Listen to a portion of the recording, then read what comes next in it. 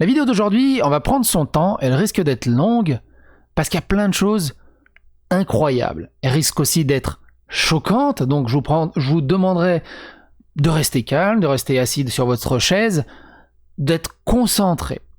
Si je vous dis qu'il existe des camps de rééducation pour hommes blancs, vous allez me dire non, c'est pas possible. Si, pour adhérer à l'idéologie SSJW, antiraciste et tout le bazar qu'il y a actuellement aux États-Unis. Vous allez me dire non, mais c'est des délires. Une société vient de se faire épingler pour avoir envoyé plus de 3000 cadres dans ces camps de rééducation d'hommes blancs pour comprendre que du moment que t'es blanc, t'es systématiquement raciste et systématiquement tu fais partie du problème. Et il faut travailler pour régler ce problème. On va voir ça au fur et à mesure. Mais accrochez-vous.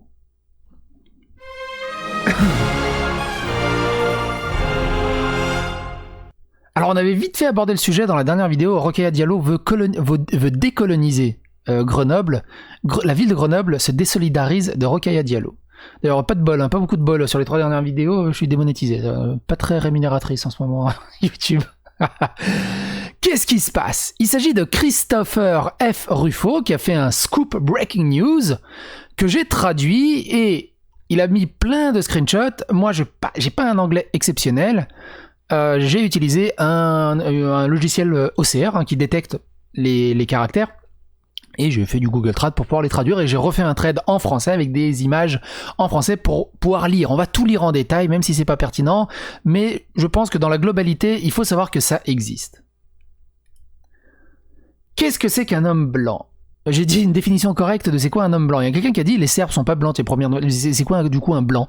Et quelqu'un a dit une personne blanche, c'est une personne qui adhère à l'idéologie de la race blanche et de la suprématie blanche, une théorie d'extrême droite principalement américaine, mais qui vient avant tout des empires fascistes du siècle dernier. On est à peu près, et c'est ce que dans la vidéo de Rokhaya Diallo, ce qu'elle essaye d'imposer en France, c'est exactement ce genre de joker. Pour moi, c'est des jokers. Ils sont en train de créer des jokers dans la société. Pas le jus d'orange, hein. Enfin, si, le jus d'orange il est dans leur cerveau, mais vous avez bien compris là où je veux en venir. C'est extrêmement dangereux. Et donc, j'ai fait une traduction de ce thread qu'on va lire ensemble, qui est juste ici. On va zoomer un peu pour que vous voyez un peu mieux.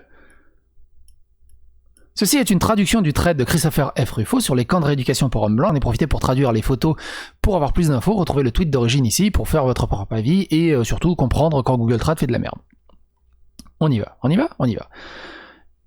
Christopher Rufo dit « Breaking news, Scoop, Lockheed Martin, c'est la société en question, et un des plus grands entrepreneurs de défense du pays, a envoyé des cadres clés dans un camp de rééducation pour hommes blancs de 3 jours afin de déconstruire leur culture d'hommes blancs et d'expier leurs privilèges des hommes blancs. » Pourquoi ça va prendre du temps? Parce qu'on va lire les lignes, voir en essayant de comprendre qu'est-ce que ça veut dire pour eux de déconstruire un homme blanc, de le reprogrammer, de le lobotomiser. Quelque part. Le programme a été dirigé par le cabinet de conseil White Men as Full Diversity Partner qui se spécialise dans l'aide aux hommes blancs pour se réveiller ensemble. Ils viennent en aide aux hommes blancs. Parmi les participants figurait un ancien général 3 étoiles de la vice-présidence de la production pour les programmes d'avions de combat F-35 à plus de 1,7 milliard de dollars. Pour commencer, les formateurs en diversité ont mené un exercice d'association libre demandant aux employés de Lockheed d'énumérer les connotations du terme homme blanc. Les formateurs ont écrit vieux, raciste, privilégié, anti-femme, en colère. En gros, on demande c'est quoi pour toi blanc? C'est quoi homme blanc? Tu penses à quoi? On pense à vieux, privilégié, réactionnaire, raciste, golf, alors que le plus grand joueur de golf, il est noir. Tiger Woods, hein, il est devenu quoi Tiger? On s'en fout, déjà la vidéo va être longue. Conservateurs, majorité, républicains, mis à leur manière, débranchés, en colère, parce qu'il y a que les blancs qui sont en colère. Leadership, éthique de travail. Tu vois, les hommes blancs, ils ont une éthique dans le travail et ça pose problème. Les personnes de couleur n'ont aucune éthique dans le travail et eux, au moins, ils bossent bien. Quoi? Parce que avoir de l'éthique dans le travail, tu vois, c'est péjoratif maintenant. Le bon vieux réseau de garçons, fournisseurs, n'écoute pas, exécutif, indépendant, nation aérienne, autonome, arme à feu. Hein, évidemment, c'est les hommes blancs qui sont ultra armes à feu. C'est tout le monde, et peu importe la couleur. Enfin, surtout aux États-Unis, tout le monde kiffe les armes à feu, et pas seulement qu'aux États-Unis. Moi, j'aime pas les armes à feu. Mais principalement aux États-Unis, ils kiffent ça. La NASCAR, religieux, je ne sais pas sauter, parce qu'il y a un film en fait, White Man Can Jump. Chauvin, tu vois, un homme blanc chauvin, c'est un raciste. Un chinois chauvin, ou c'est dur à dire ça rapidement 10 fois, c'est juste un mec qui aime sa nation, qui aime ses racines. Anti-femme, congrès, PDG, Sénat, KKK, breadwinner, je sais pas ce que c'est breadwinner, travailleur, père fondateur, centre de puissance, les pères instruits riches. Pas perçus de manière positive, les blancs sont pas perçus de manière positive. Travailleur, président, coupable de blâmer. Ok. Les premiers mots qui leur viennent à l'esprit aux formateurs. Les formateurs ont ensuite demandé ce qu'il y a dedans pour les hommes blancs. En énumérant les réponses, je ne serai pas remplacé par quelqu'un qui est meilleur partenaire de la diversité, etc. Et on va dire ça. Donc ça, évidemment, c'est rikiki, on va agrandir. Merci. Bon, la dernière ligne qui est coupée, hein, je vous la lirai de toute façon. Donc c'est généré par les participants. Donc c'est les participants qui ont dit ça pendant ces 3 jours du camp de rééducation. Qu'est-ce que c'est pour vous, les hommes blancs? Je comprends mieux la vie de mes collègues, peux communiquer plus efficacement avec mes collègues de travail, rendre votre équipe meilleure en sachant que vous êtes suffisamment compatissants et attentionnés pour les voir tels qu'ils sont. Mieux faire face aux générations qui viennent à bord, assurez-vous que nous faisons tout ce que nous pouvons pour attirer les bons talents et être le lieu de travail de choix, être une meilleure personne, je continue à me remettre en question et à grandir, je ne serai pas remplacé par quelqu'un qui est un meilleur partenaire de la diversité complète. En tant que leader, l'équipe adopte les caractéristiques des leaders, donc si nous modélisons le respect, etc., d'autres le prendront également. Je solidifie les capacités d'écoute qui améliorent ma relation significative à ma connexion familiale, un meilleur conjoint, un meilleur parent, etc. Améliorer... Qui parle comme ça? Améliorer la marque, l'image, la réputation des hommes blancs ou la façon dont nous sommes perçus. Les membres de l'équipe me font plus confiance, j'obtiens des meilleures informations, donc une meilleure prise de décision organisationnelle. Faire évoluer la culture de la MW, Modern Warfare, afin que les générations futures ne soient pas stéréotypées ou enfermées dans un seul type d'homme blanc. Les deux, j'ai un sentiment de culpabilité moins tenace que je suis le problème. Et en fait, c'est ça qu'ils disent au fur et à mesure, d'année en année.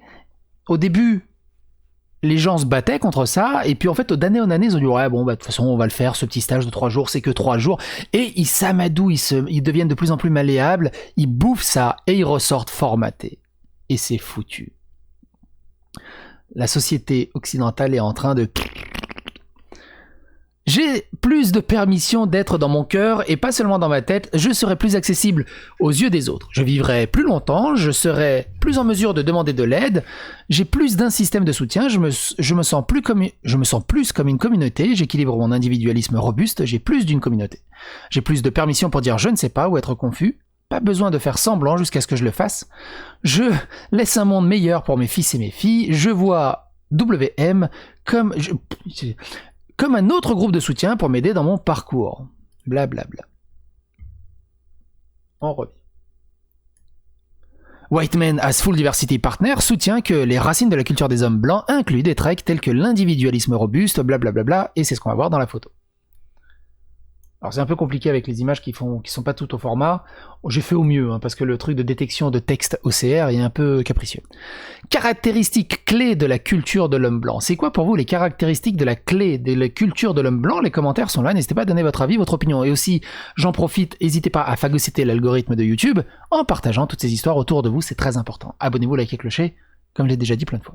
L'étude de la relation entre les cultures des hommes blancs et l'histoire des îles britanniques peut aider les hommes blancs américains à voir quels traits, des traits qui ont assuré la survie de leurs ancêtres, vivent en eux aujourd'hui, ces traits comprennent.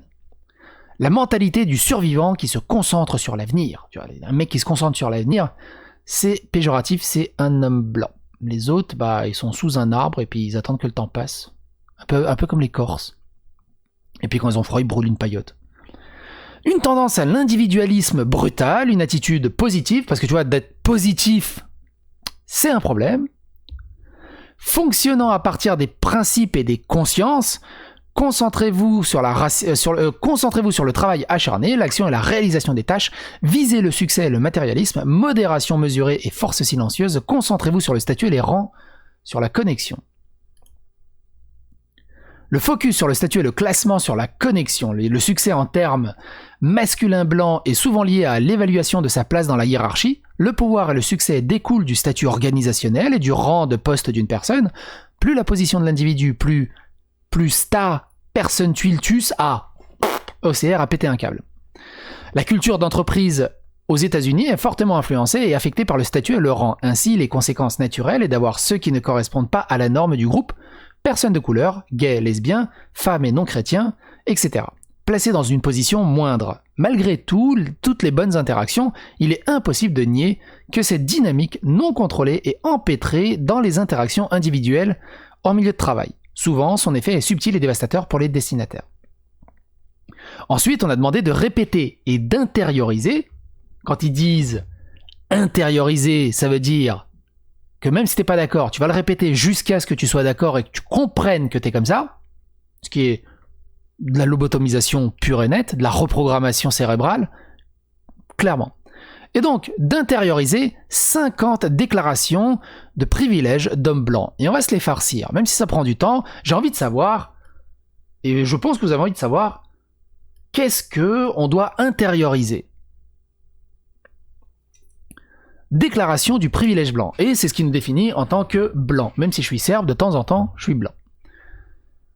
Si je dois déménager, je peux être à peu près sûr de pouvoir louer ou acheter un logement abordable là où je veux vivre.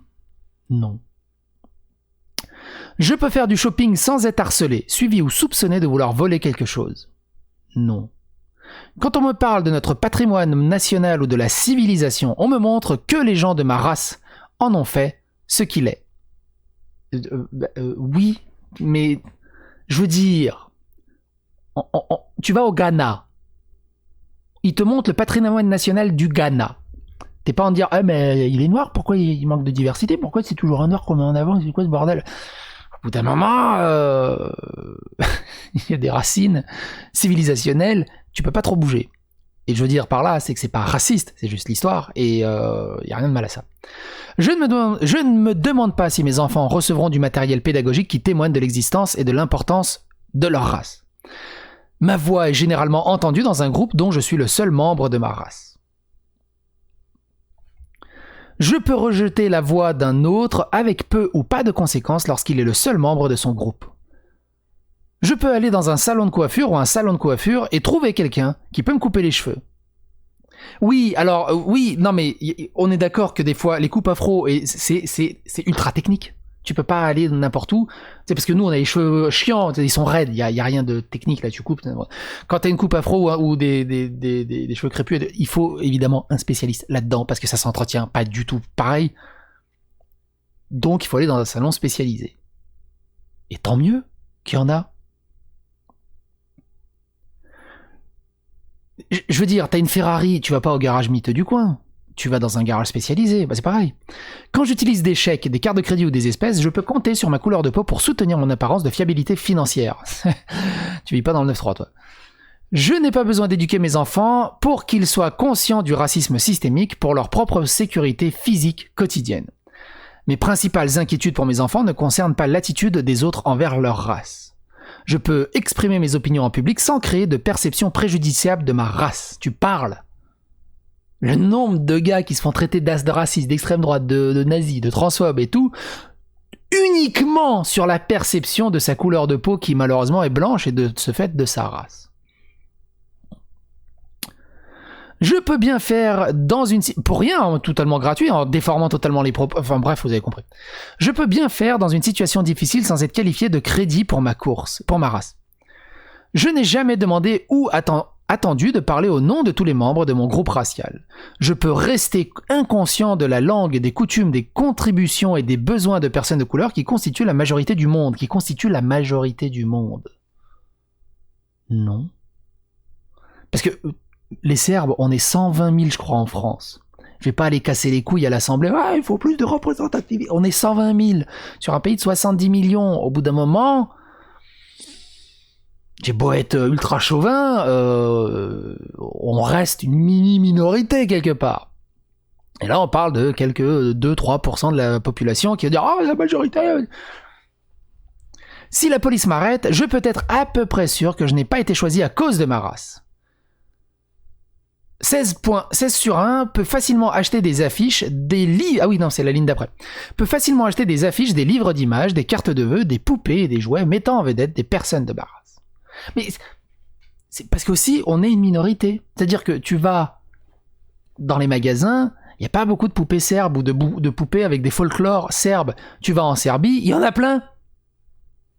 C'est juste que on reste une minorité. Le gros du commerce va pas s'adapter à 0,3% de marché. Et en fait, c'est tout.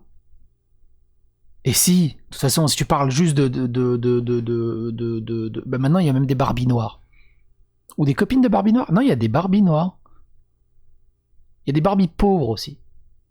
Moins. Il y a des Ken pauvres, suite au divorce. Mais ça, c'est une autre histoire. Peut rentrer chez moi après la plupart des réunions d'organisation auxquelles j'appartiens en se sentant quelque peu connecté, plutôt qu'isolé, déplacé en infériorité numérique, inouï, tenu à distance ou craint à cause de la couleur de ma peau. Moi j'aime bien... Alors, extrêmement rarement qu'il y a 2 Serbes à une seule réunion. C'est déjà arrivé. Ou en convention, ou même au taf. Moi je suis très content d'être en infériorité numérique. Parce que j'impose ma voix de Serbe, mes codes de Serbe, et ma philosophie et ma façon de travailler de Serbe. Et ceux qui veulent pas m'écouter, ils m'écoutent pas, mais ceux qui veulent m'écouter et profiter de mes compétences, ils m'écoutent. Et généralement, ça se passe beaucoup mieux. Et on réussit mieux. Donc, si t'es isolé, déplacé, et que ça marche pas, c'est à toi de te remettre en question. Quelque part. Si je déclare qu'il y a un problème racial à portée de main ou qu'il n'y a pas de problème racial à portée de main, ma race me donnera plus de crédibilité pour l'un ou l'autre poste qu'une personne de couleur n'en aura. Peut exprimer, ou comme récemment, on a fait la vidéo récemment aussi, elle est là. Recalé car pas de la bonne minorité. Il est coréen et malheureusement, fait pas bon être coréen. Et il s'est fait recaler. Peut exprimer un intérêt pour les groupes ou réseaux de ressources des employés et être moins susceptible d'être qualifié de fauteur de troubles. Peut s'inquiéter du racisme sans être perçu comme étant intéressé ou égoïste. N'ont pas besoin de demander si chaque épisode ou situation négative que je vis a des connotations raciales. Parce qu'on s'en fout au final. Si je vis un épisode négatif, je peux pas dire « Oh mais c'est parce que je suis serbe » et l'autre c'était un bosniaque en face. On s'en fout en fait. Ma culture m'apprend à minimiser les perspectives et le pouvoir des personnes d'autres races.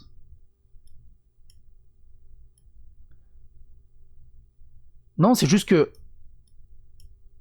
Attendez, c'est tellement petit. Vous verrez mieux en zoomant de toute façon. C'est juste que on n'est pas raciste.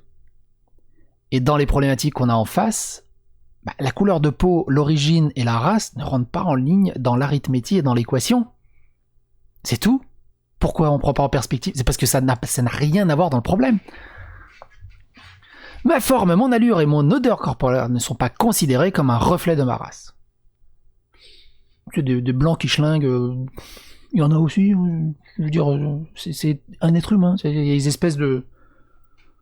Je sais plus comment on appelle ça, des espèces d'asticots, pas d'asticots, mais d'acariens qui sont sur ta peau et que en fait, quand tu te laves pas, ils bouffent des morceaux de ta peau et puis en fait ils proutent et c'est leur prout qui fait sentir mauvais.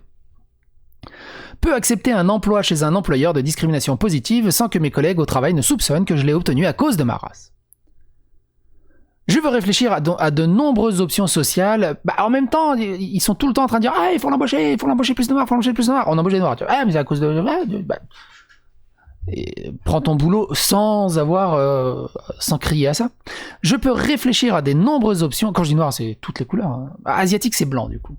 Ah, je crois, attends, les marrons sont blancs aussi. Il reste qui? Il reste les Mexicains, les Latinos, les Latinx, comme ils aiment bien les appeler. Je peux réfléchir à de nombreuses options sociales, politiques ou professionnelles, sans avoir à analyser à quel point il serait difficile pour une personne de ma race de réussir dans cette entreprise. Mais en fait, ceux qui réussissent, et peu importe leur couleur de peau, et on peut rajouter là-dessus les LGBT, les trans et tout ça, c'est ceux qui mettent pas ce truc en avant. En fait, ils se posent pas la question. Ils bossent. Et ça s'arrête à ça. Et on les évalue sur leur taf. Et ça s'arrête à ça. C'est horriblement raciste de dire « Eh, dis donc, tu bosses bien pour un noir. » Tu peux pas, Ils jouent pour une femme, hein. T'as réussi à te garer. Oh la vache! Un créneau? sans rayer la bagnole, en 35 manœuvres. Vache. Demain, t'essayes en moins de 30. Je peux être en retard à une réunion sans que le retard ne se reflète sur ma race. Je peux choisir des logements publics sans craindre que les gens de ma race ne soient pas les bienvenus ou soient maltraités. Si j'ai besoin d'une aide juridique ou médicale, ma race ne fonctionnera pas contre moi. Je peux organiser mes activités de telle sorte que je n'ai que rarement, voire jamais, à éprouver des sentiments de rejet en raison de ma race. Si j'ai une faible crédibilité en tant que leader, je ne penserai pas que ma race est le problème. Je peux facilement trouver des cours et des institutions universitaires qui accordent une attention particulière aux personnes de ma race.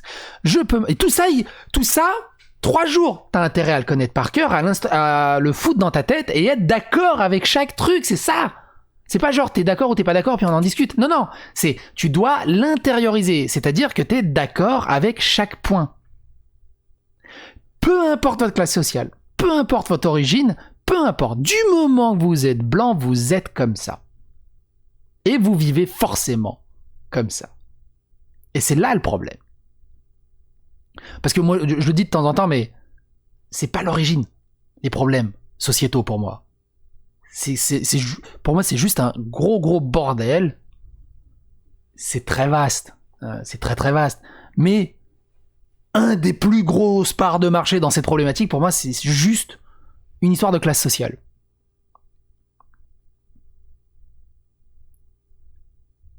J'en étais où ? Si j'ai une faible crédibilité en tant que leader, je ne penserai pas que ma race est le problème. Je peux facilement trouver des cours et des institutions universitaires qui accordent une attention particulière aux personnes de ma race. Je peux m'attendre à ce que l'imagerie de tous les arts témoigne des expériences de ma race. Je peux choisir une couverture anti-imperfection ou des bandages de couleur chair et les faire correspondre plus ou moins à ma peau. Ah oui, ça c'est pour ceux qui disaient que les Hansaplast c'était raciste parce qu'ils sont couleur chair et ils sont pas couleur mais blanc. Je peux commettre des actes de terrorisme, de violence ou de crime sans que cela soit attribué à ma race. Putain, c'est un terroriste le mec. Mais bon, il est blanc. Ah bah ça va, c'est bon, c'est juste un petit terroriste. Quoi ?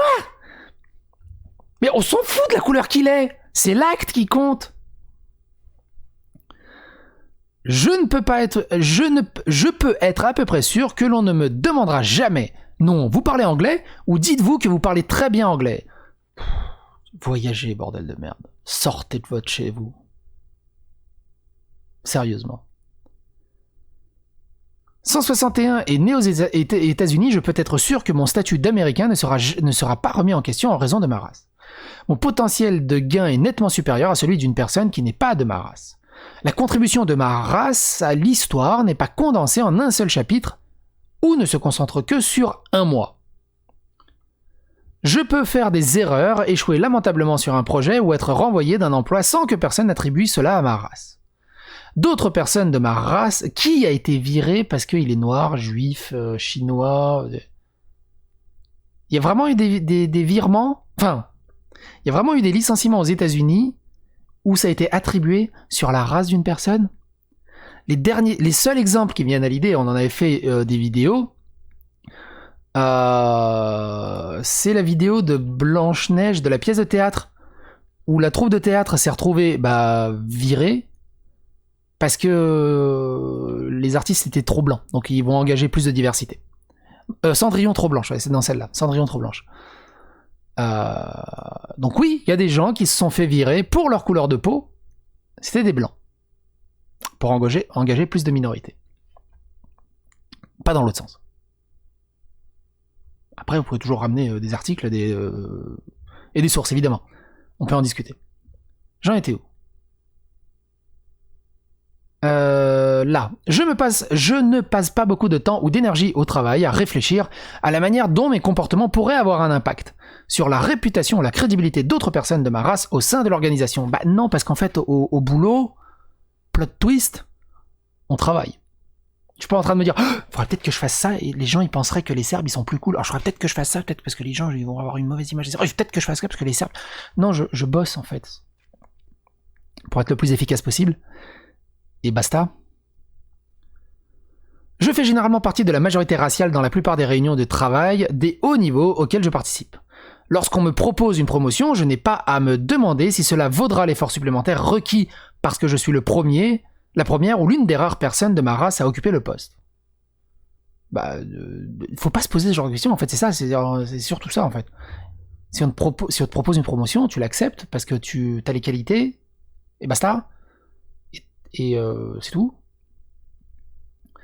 Je peux facilement trouver des mentors de mon origine raciale à tous les niveaux de mon organisation, voire des gens de ma race aux échelons supérieurs de la direction de mon organisation. Si la police m'arrête, je suis moins susceptible de subir des blessures physiques ou dans des cas extrêmes, la mort. Je peux utiliser le mot « qui » sans paraître prétentieux. Lorsque je passe à un nouveau poste, je ne crains pas d'avoir à prouver à nouveau mon expertise. J'emporte mes succès passés avec moi. Ma compétence vous avez jamais bossé, c'est un truc de fou pour dire ça. Ma compétence est assumée jusqu'à ce que je prouve le contraire. Comme tout le monde, en fait. C'était super bien, tu peux bosser extrêmement bien pendant 18 mois, tu vas faire une connerie la 82e semaine, et tout ce que t'as fait 18 mois derrière, c'est comme si t'avais rien fait. C'est le boulot. Ensuite, les participants ont ensuite répété et intériorisé 59 énonçant des privilèges masculins. Qu'est-ce que c'est que les privilèges masculins? Et on est reparti. C'est très intéressant. Comme ça, on fait tout le tour. Je peux énumérer mon nom complet sur le web et ou dans les médias sociaux et ne pas être inquiet que je pourrais recevoir des messages ou des courriels harcelants ou obscènes. Juste parce que t'es blanc. Tu te fous de la gueule de qui? Enfin, je m'adresse au formateur. Vous vous foutez de la gueule de qui? Peut espérer recevoir des encouragements pour gagner autant d'argent que possible.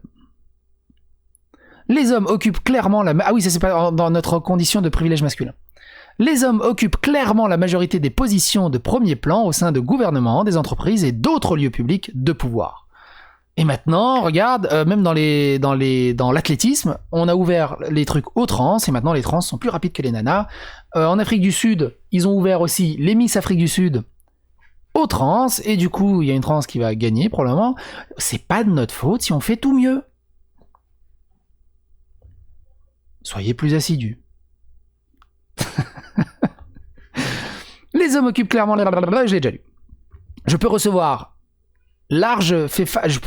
largement des encouragements pour obtenir que beaucoup d'éducation que possible. Le Google Trad, il s'est pété. Je peux librement poursuivre ma carrière sans être accusé ou le sentiment que j'ai abandonné ma famille. Tu te fous de la gueule de qui encore? Je suis hétérosexuel, ou s'attend à ce que mon partenaire sexuel assume davantage la responsabilité du contrôle des naissances. Je suis moins jugé pour l'attrait de mon apparence. Non! C'est juste qu'on s'en fout. C'est tout. Quand une nana me dit « Ah, tu devrais te raser » ou « Tu devrais porter telle basket » ou « Tu serais plus jolie », je m'en fous. J'ai pas... Alors c'est sûr, dans l'autre côté, il y a quelques nanas, tu dis « Ah, non, t'es beau godasse aujourd'hui ». Elle va se remettre en question pendant 3 semaines, faire une dépression, puis aller acheter 18 chaussures chez Sarenza jusqu'à ce qu'elle te plaise. Alors qu'une nana, une vraie nana, elle va dire « Casse-toi, je mets ce que je veux ». Et là, tu dis « Oh, une femme ». C'est tout. Que ce soit divorcé ou seul, je peux être assez certain que mon sexe ne joue pas un rôle dans la détermination de si, oui ou non, je reçois un crédit financier. Ah oui, ça c'est vraiment, on le sait vraiment que, évidemment, il y a énormément de nanas qui donnent des potions alimentaires à leur mari. On est d'accord. Je peux marcher dans les rues sans être regardé, siffler, appelé par un chat, harcelé ou attaqué à cause de mon sexe. Dans une dispute avec une femme, j'avoir une meilleure chance à être considéré comme raisonnable dans notre culture. Je peux prendre plus de place, obtenir plus de respect et être écouté plus souvent qu'une femme. En fait, on va aussi tout de suite droit au but. Parce que quand tu discutes avec une nana, il te faut un préambule d'environ 35 minutes avant qu'elle arrive à peu près à l'objectif final. Et nous, c'est rapide, hein. En 2 phrases, c'est fait. Petit exemple, avec ma femme et sa copine. On se promène, à l'époque on pouvait se promener à l'extérieur, et discute pour savoir chercher un restaurant. Oui, alors, ça te dirait pas, restaurant? Ah, mais attends, parce que là, j'ai acheté une nouvelle truc de taille 38, mais je peux peut-être pas. Peut-être japonais. Mais alors, japonais, ouais, mais on a mangé japonais, ton truc. Mais alors, en fait, souviens-toi, en fait, il y a 3 semaines, en fait, on a fait un coréen avec le truc. Mais te rappelles, au fait, qu'avec Stéphanie, putain, 35 minutes! Et moi, j'étais avec un autre. Donc, nous, on était 4-5 pas derrière avec un copain. Je fais italien, il fait oui. Et on est allé à Pizza dell'Arte. Et les nanas nous ont suivis, évidemment. Et continuaient toujours en train de choisir le resto pendant qu'on était dans le restaurant. C'est interminable. Donc forcément, quand une nana parle, en fait, on a une espèce de brouilleur. Alors ça, c'est un pro-tip que je vous donne. Quand une nana parle, on est très souvent comme le chien derrière les voitures, là, on est comme ça. Et de temps en temps, on entend Stéphanie. Et là, si tu dis, au fait, tu m'écoutes pas, je fais, mais si, Stéphanie. Donc elle disait quoi, Stéphanie? Alors, j'imite pas ma femme comme ça parce qu'elle est portugaise. C'est juste, c'est l'espèce de Canal Plus qu'on n'écoute pas, en fait. On sait que ça sera que vers la 35e, 36e minute où il y aura un truc de pertinent. Et tu décodes un peu les mots pertinents et tu regroupes en une seule phrase. Et généralement, tu résous tous les pavés en quelques mots. Si tu m'aurais dit ça tout de suite au début, bordel de merde. Bref, on continue. Je peux marcher dans les rues sans blablabla. Mon poids, coiffure et sens de la mode ne nuisent pas à la façon dont ma compétence ou de travail est évaluée. Je suis généralement plus soutenu pour mettre mon travail et les travails horaires avant la famille ou d'autres obligations personnelles. Tout le monde, au boulot, ils vont toujours te mettre... Ils vont te soutenir si tu mets le travail horaire avant ta famille, que tu sois homme ou femme ou n'importe quoi. Je ne suis pas censé être trop attentif ou attendre les gens. Le plus souvent, je peux compter sur quelqu'un d'autre pour prendre soin de mes enfants et de leurs besoins. Je ne me sens pas obligé de prendre soin des sentiments des autres. Mais personne ne vous oblige non plus, en fait. Oui, les adolescentes pensent que c'est comme ça, mais les vraies femmes savent qu'on s'en fout. Je ne me sens pas obligé de prendre main, on me donne plus de permission d'apprécier et d'être assuré d'avoir des relations sexuelles. Mon sexe est rarement sujet à une objectivation sexuelle par les médias et la culture populaire. Je suis rarement, sinon jamais, jugé sur la propreté ou la propreté de ma maison. Je peux parler de sexisme sans être perçu comme étant intéressé ou égoïste. Je peux entrer dans un atelier de réparation automobile, une quincaillerie ou un magasin d'électronique et je m'attends généralement à ce que quelqu'un réponde à mes questions sans être condescendant ou patronné. T'as juste à sortir 2-3 mots techniques et ça calme direct. Moi j'ai appris à ma femme quand elle va au garage. Alors maintenant on a une voiture qui n'est pas tombée en panne depuis longtemps, mais avant on avait une vieille guimbarde, on allait au garage mais peut-être tous les 15 jours. Et je vais juste, parce qu'elle s'en fout de la mécanique, il y a ça aussi, donc ça aide pas. Et donc les garagistes disent ah nana, elle connaît rien de la mécanique. En fait j'ai juste appris 2-3 termes techniques qui veulent à peu près dire quelque chose, de joint de culasse, de machin, de trucs comme ça. Fait tu balances ça au garagiste. Quand il va ouvrir le truc, je pense que c'est machin. Et tu balances ça, il va faire oula, ok, elle, on va pas pouvoir. Et généralement, elle revient toujours avec le sourire et on a toujours un diagnostic à peu près correct. Et en fait, s'il y a quelqu'un qui vous fait chier à 2-3 endroits comme ça, en informatique, en électronique, apprenez 2-3 trucs très précis. Ça fait le taf. Si j'ai une faible crédibilité en tant que leader, mon sexe n'est pas un problème. Je ne fais pas sûr. Comme s'il n'y avait jamais de blague sur la taille de notre sexe. Bref. Je ne fais pas sûr que ma maison ou les clés de la voiture sont dans ma main avant que je déverrouille ma maison, appartement ou voiture porte à la nuit. Je suis souvent pris plus au sérieux. Ça dépend du sujet. Quand on parle d'informatique, de voiture, de trucs, je suis pris plus au sérieux. Quand on parle de vaisselle, de lave-linge, de machine à laver, de cuisine et tout ça, ma femme est prise plus au sérieux. Elle est vendeuse cuisine à Ikea, elle est ultra balèze là-dessus. Forcément, elle est prise plus au sérieux que moi. La dernière fois que j'ai fait la vaisselle, ça devait être en 2001. Je crois. Et parce que j'étais un peu bourré, et ça m'est échappé de la tête. Mais voilà, c'est pas là-dessus que je vais pouvoir donner une expertise puissante. Chacun son domaine d'expertise. Si je suis dans une mauvaise humeur, montre de l'émotion ou quelqu'un qui a de la discipline, les commentaires ne circulent pas sur le sujet, étant que le temps... oui, qu'on est... ça y est, là, c'est ragnagna. Si, il y a des trucs avec les ragnagna, il y a vraiment... Je le sens, de toute façon, je le sens. J'ai eu des ex, j'ai eu ma femme et tout. Aussi, il y a quelque chose. Mais je peux comprendre, hein. En même temps, si moi aussi je saignais tous les 20 jours, ça me casserait les couilles au bout d'un moment. Je n'ai pas faire face aux effets débilisants et aux distractions causées par les bouffées de chaleur lors d'une réunion ou d'une présentation d'affaires critiques. Je n'ai pas besoin de consacrer beaucoup de temps ou d'énergie pour m'assurer que mes... Bon, c'est pas grave. Pour m'assurer que mes préparatifs de voyage m'aident à éviter les menaces de viol ou violences sexuelles en raison de mon sexe. En général, mon potentiel de gain est de 15 à 33 supérieur à celui d'une femme. Ça a complètement été débunké d'ailleurs. D'autres hommes peuvent échouer à des postes pour lesquels ils sont mal adaptés sans que cela n'affecte la façon dont les autres perçoivent ma qualification pour un poste similaire. Ne pas passer beaucoup de temps ou d'énergie au travail à réfléchir à la façon dont mes comportements pourraient avoir un impact de réputation, de crédibilité des autres hommes dans l'organisation, c'est pareil, on s'en fout. Je fais généralement partie de la majorité des sexes dans la plupart des réunions des travails de haut niveau. Lorsqu'une promotion est offerte, non pas à se demander si cela vaudra l'effort supplémentaire requis parce que je suis la première personne de mon sexe à occuper ce type de poste, je peux facilement trouver des mentors de mon sexe à tous les niveaux de l'organisation, c'est pareil que les personnes de couleur, c'est le même problème. Et encore une fois, hein, tout ça, il faut l'intégrer que du moment que t'es blanc, homme, t'es forcément comme ça, t'as subi tout ça et tu fais subir tout ça à cause de... juste par ta condition. Les RH, le juridique, les finances ou la diversité ne sont pas les seules fonctions où avoir une chance de travailler vers un poste de haut niveau de la direction dans l'organisation. Mes progrès professionnels et mes relations ne sont pas remis en question ni considérés comme uniques en raison de mon sexe. Ma crédibilité n'est pas remise en question en raison de mon sexe. Ma capacité à fonctionner efficacement pendant une crise n'est pas remise en question à cause de mon sexe. Ne pas avoir de commentaires ou d'expressions faciales condescendantes en raison de mon sexe. C'est vrai, on a jamais dit, ouais, mais toi t'es un mec, tu comprendras pas. Ouais, mais toi t'es un mec. Ça, on l'a jamais dit, évidemment. Il est rare que quelqu'un suppose que je suis l'assistant de bureau lors de réunions d'affaires.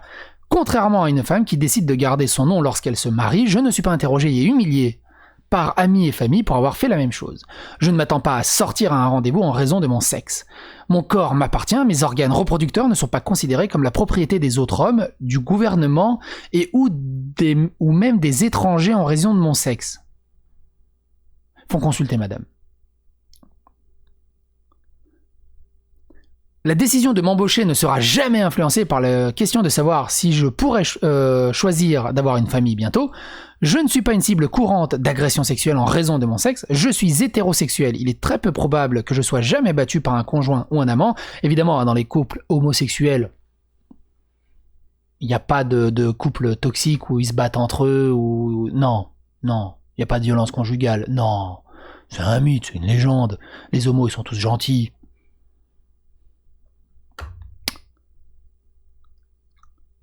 Je peux être bruyant sans craindre d'être appelé une musaraigne. Je peux être agressif sans craindre d'être traité de salope. On est juste traité d'autre chose, on n'est pas traité de salope, mais on est traité d'autre chose, hein, évidemment. Si j'achète une nouvelle voiture, il y a de fortes chances que l'on me propose un meilleur prix qu'une femme qui achète la même voiture. Quoi? Les parfaits inconnus ne viennent généralement pas vers moi dans la rue et me disent de sourire. En moyenne, je ne suis pas interrompu par les femmes aussi souvent que les femmes sont interrompues par les hommes. Si on vous interrompt pas, on parle plus. En fait. Une fois, j'ai décidé de pas interrompre ma femme. Je me suis dit, tiens, on est le 6 juin. Allez, je vais pas interrompre ma femme. J'ai pu en placer une le 24 juillet. Je suis beaucoup moins souple. Parce que là, elle est en train de parler. Hein. Là, je l'entends. Là, elle est en train de parler. Je l'entends là qui m'insulte derrière la porte. Elle croit que je l'entends pas. Mais c'est juste que je suis là. Connard. Tu vas voir ce que tu vas dormir sur le canapé. Mais je l'entends. Et maintenant il rigole.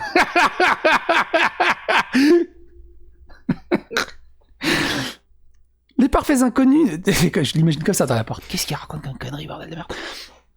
Les parfaits inconnus ne viennent généralement pas vers moi dans la rue et me disent de soir. Blablabla. Je suis beaucoup moins sous pression pour être mince que mes collègues féminines. Si je suis gros, souffrir probablement moins des conséquences sociales et économiques de la grosseur que les femmes grasses en subissent. Mes chances d'être embauché pour un emploi lorsque je suis en concurrence avec des candidates sont probablement faussées dans mon favoritisme. Plus le poste est prestigieux, plus les chances sont faussées. Quand t'es extrêmement bien roulé, généralement, le CV, tu le regardes plus trop. Le nombre de femmes qui ont été embauchées face à des mecs plus compétents juste par leur plastique, ou par le fait qu'ils soient une femme, il y en a des masses aussi. Ça marche dans les deux sens. Si faire la même tâche qu'une femme et la mesure de celle-ci est toute subjective, il y a de fortes chances que les gens pensent que j'ai fait un meilleur travail. Si choisir de ne pas avoir d'enfant, ma masculinité ne sera pas remise en question, si moi je la remets en question, moi c'est mon opinion de vie, pour moi un être humain devrait faire des enfants, quelqu'un qui veut pas d'enfants, je trouve ça d'une dommageabilité incroyable. Moi le bonheur, après on en discute, mais le bonheur que c'est que mes petits-enfants puissent voir les grands-parents et tout ça, que les grands-parents puissent avoir une descendance et tout, mais après c'est mon choix de vie. Mais je vais pas l'imposer aux autres. Je vais vraiment pas l'imposer aux autres. Je vais pas lui dire, eh vas-y, fais un enfant, tu vas voir, c'est génial. Tu veux pas d'enfant, c'est cool. Mais moi, j'aime bien avoir des enfants. Si j'ai des enfants et que je leur donne des soins primaires, je serai félicité pour le rôle parental extraordinaire, si je suis même marginalement compétent. Si je cherche un poste politique, ma relation avec mes enfants, ou que j'embauchons, pour prendre soin d'eux, seront probablement pas passés au crible par la presse. Les événements sociaux et les team building parrainés par les entreprises s'adressent généralement à ce qui est considéré comme des activités masculines. Golf, chasse, pêche, boire au bar, faire du sport. Je suis beaucoup moins susceptible d'être victime de harcèlement sexuel au travail que mes collègues de travail. Si je suis insouciant de mes affaires financières, cela ne sera pas attribué à mon sexe. Je n'ai pas à m'inquiéter du message de ma garde-robe envoie sur ma disponibilité sexuelle et ma conformité de genre. Et ensuite, ça continue. Ensuite, les participants ont répété et intériorisé les 59 déclarations des privilèges hétérosexuels. Vous noterez aussi qu'il n'y a pas les 59 déclarations de privilèges de femmes, ou même 59 déclarations de privilèges des noirs, des personnes de couleur, parce qu'il y en a aussi. Homme blanc, hétérosexuel. C'est quoi les 3 tags? Non, il y a homme. Les tags qu'on a fait, Twitch a sorti 350 nouveaux tags. Il y a homme, hétérosexuel, il n'y a pas catholique, il n'y a pas slave, il n'y a pas hétéro, il n'y a pas non plus. On ne peut pas représenter la communauté hétéro, on ne peut pas représenter la communauté blanche, on ne peut pas représenter la communauté slave. On peut, au moins, il y a le tag serbe, c'est déjà ça. Mais il y a un problème d'inclusivité. Donc là, on est dans la déclaration du privilège hétérosexuel. Et toujours, tout ça, vous avez 3 jours pour intérioriser 150, on va arrondir à 200 préceptes, idées de votre problématique d'homme blanc. Peu importe la classe sociale, la catégorie sociale, l'origine, l'ethnie, la construction, les épreuves de vie, non. Vous êtes homme blanc, vous devez intérioriser ça. Parce que vous êtes problématiquement en train de créer ça. Donc là, on est sur privilège des hétérosexuels. Qu'est-ce que c'est des privilèges d'hétérosexuels? Je peux exprimer de l'affection avec mon partenaire en public sans crainte de violence physique, de dénigrement et d'intimidation verbale. Je n'ai pas à défendre mon hétérosexualité. Je ne suis pas accusé d'avoir fait le choix de devenir hétérosexuel. C'est vrai qu'il y a un gros problème, ça on est d'accord, il y a toujours des australopithèques qui sont débiles au possible, qui n'arrivent pas à accepter... D'ailleurs, j'ai jamais compris pourquoi les gens n'acceptaient pas l'homosexualité. L'homosexualité existe depuis que le monde est monde, et que depuis que l'homme est homme, et que même dans le règne animal, de toute façon, il y a des trucs... On s'en fout, tu peux aimer un homme et tout ça. Quand tu croises un homme, il est pas en train de te défoncer le cul. Il passe. Je veux dire, il a le droit... C'est son bonheur, tu t'en fous de son bonheur. S'il préfère être qu'un homme ou une femme et qu'une femme, on s'en fout. Et c'est débile. T'es même genre de connard fini, on va aller là-dessus. Mais c'est les mêmes genres de gens qui vont dire « Ah, je kiffe Queen, je kiffe Elton John, je kiffe... »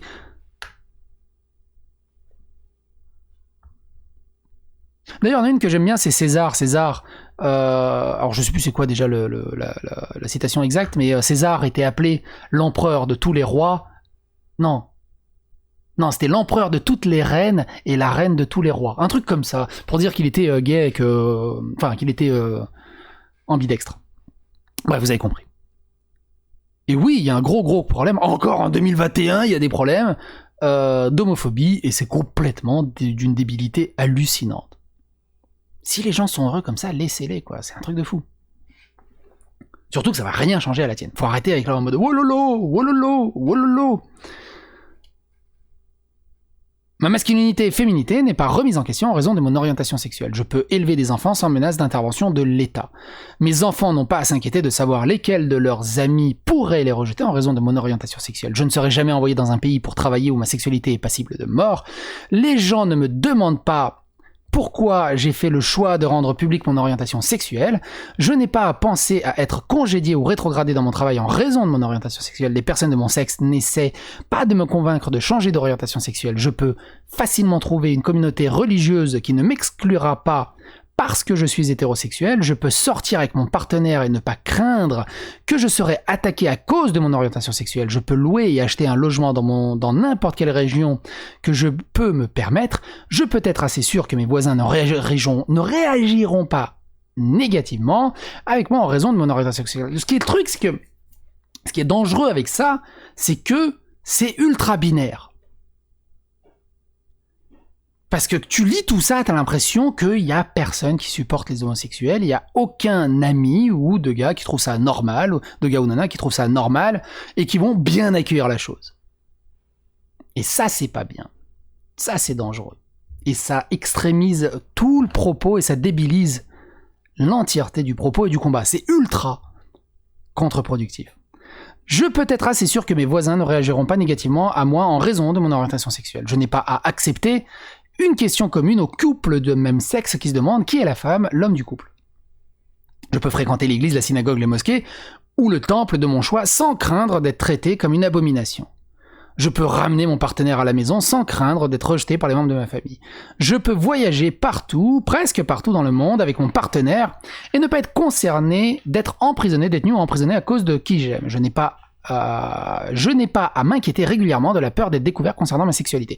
Je peux avoir des amitiés ou travailler avec des enfants sans être accusé de les avoir recrutés ou agressés. Qu'est-ce qu'on a après ?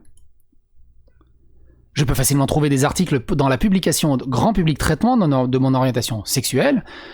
Je n'ai pas été considéré comme souffrant de maladies mentales en raison de mon orientation sexuelle. Je n'ai pas à m'inquiéter d'être sauvé, réparé ou guéri. Je n'ai pas à m'inquiéter de mon expression d'amour ou d'intention envers mon partenaire soit considérée comme flagrante. Je n'ai pas à me soucier de sortir avec qui que ce soit. Je n'ai pas à m'inquiéter d'avoir à informer qui que ce soit. Je peux compter sur mon orientation sexuelle ne constitue pas un obstacle pour devenir parent. Je n'ai pas à m'inquiéter ni à me soucier de la manière d'expliquer mon orientation sexuelle à mes enfants ou à leurs enseignants. Je n'ai pas à ressentir la douleur ou à craindre le rejet de mes parents et de ma famille d'origine en raison de mon orientation. Je peux compter sur trouver un thérapeute ou un médecin disposé et capable de parler de ma sexualité.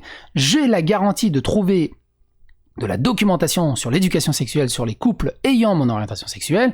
Je n'ai pas à ajuster mes choix de carrière ou la façon dont j'opère visiblement en eux à cause de mon orientation sexuelle. Généralement, si t'es dans une société qui te fait ce genre de pression, mais barre-toi, trouve une autre société. Dénonce la société et barre-toi. Ça, c'est un autre truc, c'est que si vous aimez pas votre taf, barrez-vous. Si vous avez des pressions, barrez-vous. Je comprends pas l'intérêt d'être dans une société où tu te sens mal. Alors oui, si t'es genre à la campagne et que c'est très compliqué et que c'est le seul taf qu'il y a à 50 km à la ronde, ça peut se poser problème. Si vous êtes en grande métropole, normalement, il y a un grand philosophe qui disait, t'as juste à traverser la rue, tu retrouveras du taf. C'est un peu plus compliqué que ça, mais bon, il y a des métros aussi en métropole. Je n'ai pas à ajouter mes choix de carrière ou la façon dont j'opère visiblement à cause de ma sexualité. Je peux facilement voir des films grand public qui reflètent des relations comme les miennes. Je peux parler librement de ce que j'ai fait pendant le week-end sans cacher ni nier à ma famille. Les gens supposent que ma relation principale comprend l'amour et la bienveillance. Ils ne se concentrent pas uniquement sur les aspects sexuels de mon partenariat. Je peux amener mon partenaire à des fonctions d'entreprise et à des événements hors site auxquels les conjoints et les proches sont invités sans risque que cela affecte négativement ma carrière. Je peux prendre et développer des photos de mon tout petit à l'heure du bain sans que ma motivation ne soit remise en question. Je peux passer du temps en public avec un ami du même sexe sans me soucier de générer des regards ou des potins étranges et inconfortables. Je peux avoir une photo de mon partenaire. Ça me rappelle un ami que je savais qu'il était homo. Mais qui m'a jamais dit. Et je respecte le choix, qu'il me le dit pas, et je lui en parle pas, parce qu'il me l'a pas dit, basta. Et on a une convention rétro.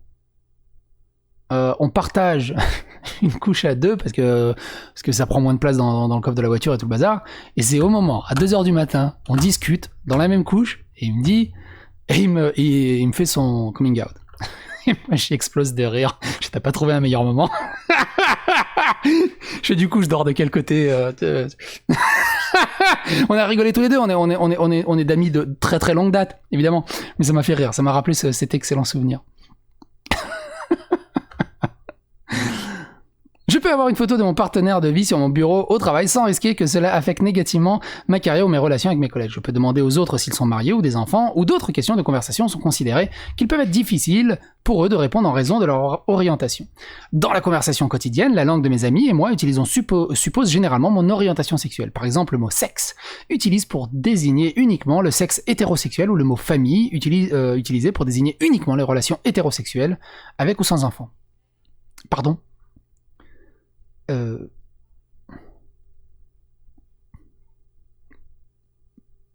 Faut que j'en parle à Pierre. On ne me demande pas pourquoi je suis hétéro. Personne ne m'appelle hétéro avec malveillance. Si t'es dans dans certains groupes LGBT, les hétéros c'est pire que les nazis, hein. Genre hétéro c'est genre je vais me prendre une douche. Oh, ça marche dans les deux sens. Et en fait c'est ça le truc, c'est que tout marche dans les deux sens. Et du coup il faudrait faire 59 nuances degrés, mais 59 déclarations des privilèges des homosexuels aussi. Personne ne m'appelle hétéro avec malveillance. Je n'ai pas grandi avec des jeux qui attaquent mon orientation sexuelle, c'est-à-dire fag-tag ou smear the queer. Je n'ai pas besoin de qualifier mon identité directe. Je ne suis pas accusé d'avoir été abusé, déformé ou psychologiquement confus en raison de mon orientation sexuelle. J'en étais où ? C'est ça, c'est fait ? C'était là. Oui, c'est ça. Enfin, les hommes blancs. C'est la dernière grosse liste. Enfin, les hommes blancs ont lu une série de déclarations « Je suis fatigué » des minorités raciales et des femmes fictives. Parce qu'ils avaient plus d'idées, ou alors ils n'avaient pas de témoignages. Du coup, fictionnel. On va en inventer. Notamment, et on est reparti. S'il vous plaît. S'il vous plaît. Un petit pouce bleu pour ma gorge asséchée. Un abonnement. Ça mange pas de pain. Je suis lassé. Oh putain, c'est écrit tout petit. Déclaration de je suis fatigué. De personnes de couleur. Je suis fatigué d'être dit comment articuler. J'essaie. Tu sais, quand t'as un accent, c'est ma mère aussi, des fois je lui dis articule. Je suis pas raciste envers ma mère parce qu'elle est serbe. C'est juste qu'elle parle, mais bonjour, je vais à Montréal, comment... Maman, tu m'angoisses. Je suis fatigué de vous entendre dire que vous ne pouvez pas trouver de personnes de couleur qualifiées. Je suis fatigué de la paralysie de l'analyse sur la diversité et l'inclusion. Je suis fatigué d'entendre certains de mes meilleurs amis sont noirs. Franchement, à quelques encablures près, on va avoir des personnes de couleur qui vont être traitées de racistes et ils vont dire « Non, mais non, je suis pas raciste parce que j'ai mon meilleur ami, c'est un blanc. » Je suis fatigué d'avoir à défendre que je suis également qualifié en tant que leader. Je suis fatigué des propos du bout des lèvres sur la question de la diversité. Je suis fatigué des allégations de discrimination à rebours, de la gestion des magasins commis, à regarder pour vous assurer que je ne suis pas un shoplift. Je suis fatigué des gens qui pensent que je prends le travail de personnes blanches et que je devrais retourner au Mexique. Fatigué des gens qui me demandent de ce que je devrais appeler black, que je voudrais appeler black, etc. Juste appelez-moi par mon nom. Fatigué des gens qui supposant que je suis le gars des services de la pelouse quand je travaille dans ma propre cour. Fatigué d'entendre parler des noms des femmes noires bénéficiant de l'aide sociale lorsque les blancs utilisent ces services plus que des hommes. Fatigué que mes enfants reçoivent des mauvais conseils d'orientation scolaire parce qu'ils sont hispaniques, Même chose que j'ai vécu dans les années 70. Fatigué des gens vendeurs qui s'inquiètent de mon crédit et de mon éligibilité à l'interdiction. Fatigué des gens qui supposent que le butin est promu parce que je suis noir. Fatigué des voisins qui viennent chez moi et me demandent à rencontrer les nouveaux propriétaires. Quoi ? Fatigué de devoir me demander si les gens pensent que j'ai eu mon enfant hors mariage parce que je suis noir et que je suis maintenant parent célibataire après le divorce. Bah, chez les blancs aussi ça existe, hein. Tu vois, une mère noire divorcée, puis le nombre d'enfants qu'on a hors mariage et qu'on se marie avant ou après ou pendant, on s'en fout. Mais je suis fatigué que les gens pensent que je suis une star du sport à cause de mes revenus. Alors ça c'est rigolo parce que tu vois là il est fatigué parce qu'il est riche, parce que c'est un étranger, et juste après il fallait concevoir que les hommes blancs, c'était que les hommes blancs qui étaient riches, forcément. J'en étais où ? Je suis fatigué des impolitesses dans les établissements de vente au détail et de services de ne pas être traités de la même manière. Fatigué du désir ou du commentaire de supprimer la race, le concept selon lequel nous devrions être daltoniens, c'est-à-dire ne pas voir la race. T'imagines un État, une nation qui regarderait les gens pour ce qu'ils sont et non pas en fonction de leur couleur de peau, en fonction de leur personnalité, de leur talent, de ce qu'ils apportent, de leur humanité, et pas en fonction de leur couleur de peau. Eh ben non.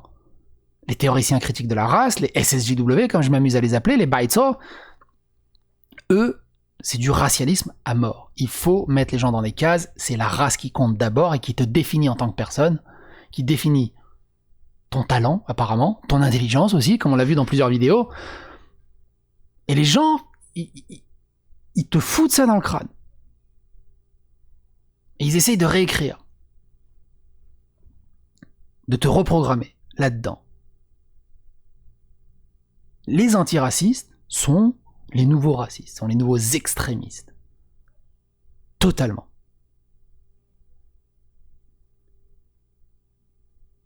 Il n'y a pas beaucoup de groupes dans le monde qui ont fait des autodafés à brûler des bouquins. Sous la seule cause que l'auteur, que J.K. Rowling a dit « Ouais, les nanas, elles ont des règles. » Et seuls les nanas ont des règles. C'est tout. J'en ai fait des vidéos là-dessus, hein, on va pas explorer parce que déjà la vidéo est assez longue comme ça. J'en suis où ? Je suis fatigué du désir des commentaires de supprimer la race, blablabla. Fatigué que les gens me disent de libérer et de surmonter mon histoire. Fatigué qu'on me demande si j'appartiens à un quartier particulièrement agréable. Fatigué qu'on me demande si je parle mexicain. C'est le nombre de fois qu'on m'a dit « Ah, tu parles serbe ? Ah, vas-y, donne-moi des gros mots. Comment on dit ça en serbe ? Comment on dit ça en serbe ? Comment on dit ça en serbe ? Comment on dit ça en serbe ?» Casse-couille. Fatigué, mais bon, je vais pas monter sur mes grands chevaux. Fatigué que les autres remettent en question mes diplômes et mon éducation. Fatigué que des gens supposent que je ne suis pas le chef de file d'une réunion d'affaires. Fatigué que les personnes de couleur aillent en prison pendant que de plus longues périodes pour les mêmes crimes. Fatigué que des garçons, filles noires soient assassinés. Fatigué que des personnes de couleur marginalisées à des postes de service. Fatigué que vous gagnez plus d'argent que moi. Fatigué que les gens dénigrent nos campagnes, comme Black Lives Matter. Fatigué que les gens pensent qu'ils sont plus intelligents et plus qualifiés que moi. Fatigué d'entendre que les étudiants asiatiques réussissent trop et que les étudiants noirs, latinos et autochtones ne réussissent pas, alors qui réussit juste au bon niveau ? C'est pas nous. On a fait une vidéo sur Yale et Harvard qui refusaient des étudiants asiatiques parce qu'ils étaient trop performants et du coup ça discriminait les populations noires. Et les mecs sont arrivés en défendant ça. Il n'y a pas plus débile comme... C'est ouf. C'est ouf. Je suis fatigué de... Et ça, c'est des antiracistes qui font ce genre de défense. Et ils se rendent pas compte du problème. Je suis fatigué de vous voir offrir des opportunités qui ne me sont pas offertes. Fatigué d'avoir peur pour la sécurité de mon mari et de mes fils. Fatigué de l'expression étrangers illégaux. Fatigué que les gens pensent que je suis incompétent. Fatigué des regards surpris de ne parler qu'une seule langue. Fatigué de supposer que je ne donnerai pas pourboire dans les restaurants. Fatigué d'apprendre que mon anglais est si bon, ou de la surprise des gens que je n'ai pas d'accent, mais moi je trouve ça génial. Je trouve ça génial. Que je suis allé en Finlande, les gars ils disent « Oh, mais ton anglais, il est génial, mais je suis super heureux. J'ai un Serbe qui est en France, qui parle serbe, croate, français, anglais, un tout petit peu de portugais, de l'allemand sous la torture. C'est beau, on me dit « Ouais, putain, t'as un anglais, wouh, il est fluide. » Beau gosse. Alors, j'ai un anglais à peu près fluide quand je discute. La compréhension, c'est autre chose. Mais dans le contexte, ça passe. Toujours comme ça. Je suis fatigué d'avoir peur pour la sécurité de mon mal. J'en ai marre d'apprendre. Je suis fatigué. Enfin, c'est un compliment. C'est un compliment. Je suis fatigué d'entendre comment nous avons besoin d'un puits aux frontières sud, mais pas aux frontières nord des États-Unis. Bah, les Canadiens. Ah oui, c'est parce qu'il n'y a pas de mur au Canada ou au Québec. Fatigué d'être noir. Ah bah ça, c'est toi qui le dis. Fatigué d'être ignoré dans les magasins et de supporter que je ne peux pas et je ne veux pas acheter quelque chose.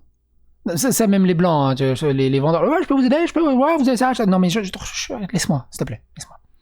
J'en ai fatigué de me demander d'où je viens, d'où viennent mes parents, depuis combien de temps je suis dans ce pays. Mais ça c'est génial, c'est de la curiosité. Quand on me dit ouais mais t'es dans Serbie, mais t'habites là, mais tu viens d'où en Serbie, c'est quoi le patelin, d'où viennent tes parents, c'est magnifique. On s'intéresse à tes racines, on s'intéresse à toi en tant qu'humain, on s'intéresse à ta richesse culturelle, à ce que tu peux apporter. C'est justement une chance que d'autres personnes n'ont pas. Et que justement, si, par exemple, tu prends, on est en France, tu prends un Français qui va au Japon, en Chine ou quoi, et qui s'expatrie, qui n'a pas plein de monde, et que quelqu'un me dit, ah, mais tu viens de la France, mais dis non, tu parles vachement bien chinois, mais t'habites où, tu fais quoi, c'est quoi ce patelin en France, comment vous vivez comment en France? Mais c'est juste un régal d'avoir ce genre de discussion. Faut être débile pour prendre ça négativement. Fatigué qu'il y a des gens qui disent que tout le monde est pareil et a la même chance. Et ils sont fatigués de dire que tout le monde est pareil, mais par contre ils sont pas fatigués de dire ouais tous les blancs ils sont forcément racistes, c'est tous les mêmes. Mais quand t'es dans l'autre sens ça marche.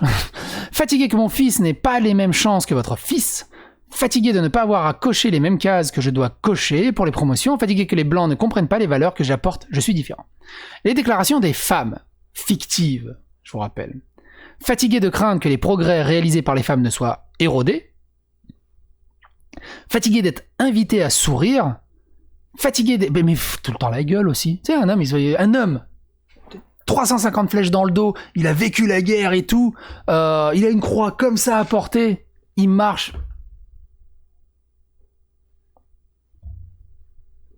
Une nana, même quand tout va bien.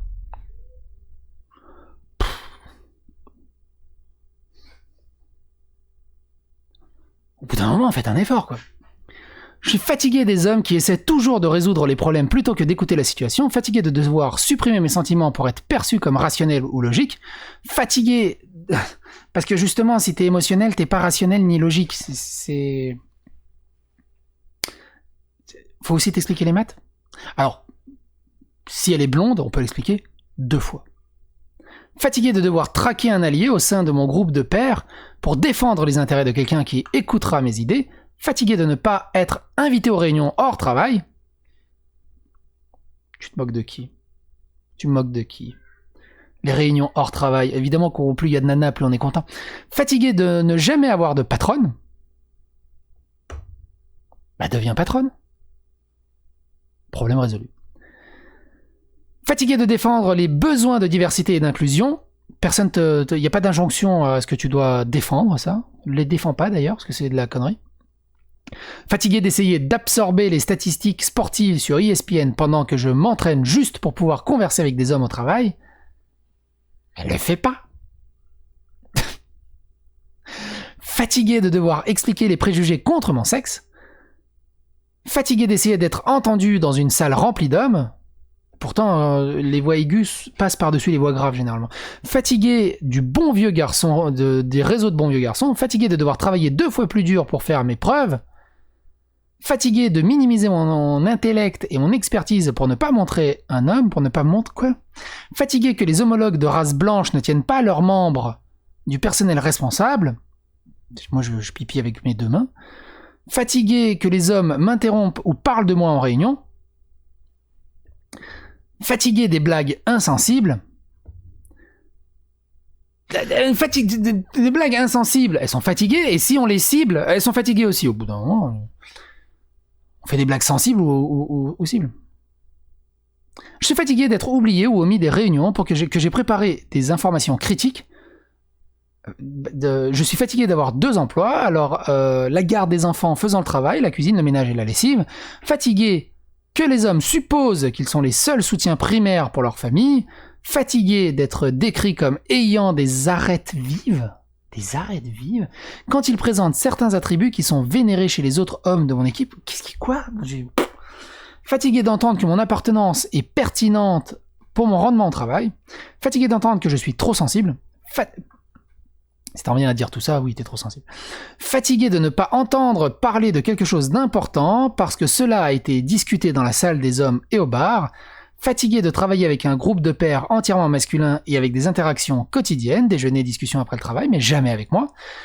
Fatigué des hommes qui me préjugent avant d'en savoir plus sur mon expérience et mes qualifications. Fatigué que les hommes... Parce que oui, nous, on n'est pas préjugés, évidemment.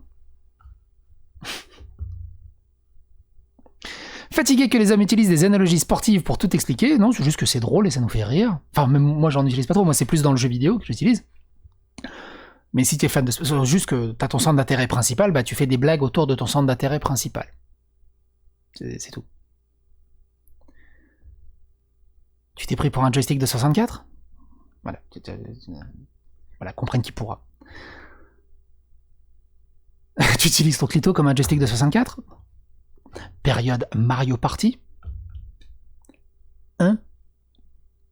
On va t'en faire des cloques ? Je suis fatigué de ne pas vouloir jouer au golf. Pourtant, tous les garçons aiment... C'est un parcours de 18 trous, tous les garçons sont partants. Fatigué d'avoir à coordonner hors site, fatigué de ne pas être entendu, fatigué de devoir prouver et réapprouver mes capacités après de nombreuses années de performance réussite. Ça, sur les hommes, c'est pareil. Et donc, il terminait le thread par... Il s'agit d'un pur néo-racisme de la part d'une entreprise qui reçoit chaque année des milliards de dollars du contribuable. J'appelle le Sénat américain à lancer une enquête immédiate sur les pratiques racistes de Lockheed Martin. Nous devons arrêter cela avant que cela ne mette en danger notre sécurité nationale. Fin de traduction.